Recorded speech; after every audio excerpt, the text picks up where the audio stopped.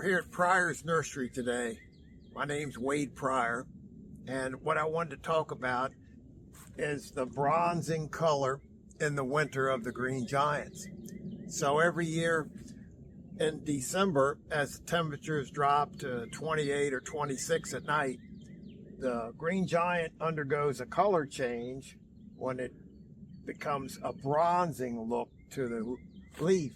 And how much of the bronzing occurs depends on actually how cold it gets. And of course, as it gets colder in the winter, the bronzing is more prevalent.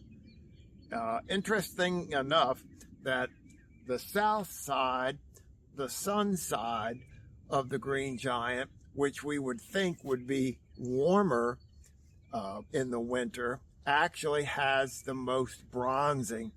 So the backside, the north, which I'll show you in a minute, is a darker green. So the warmest side of the green giant, the sun side, is the side that will occur the most bronzing. And then if you look underneath the leaf, you can see where it's actually the normal green color, and the top of the leaf is the bronzing.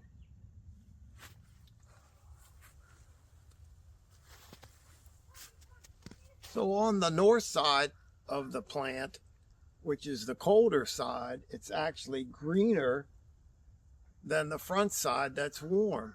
So the north side is the side that'll retain more of its normal color through the winter time.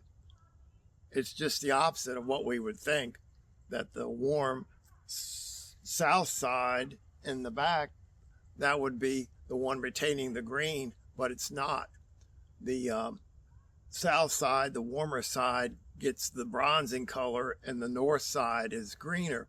Now in the springtime, the bronzing color will change to a green and continue to green up as the spring progresses. Thanks for coming by the nursery in Pryor's Nursery. Thanks.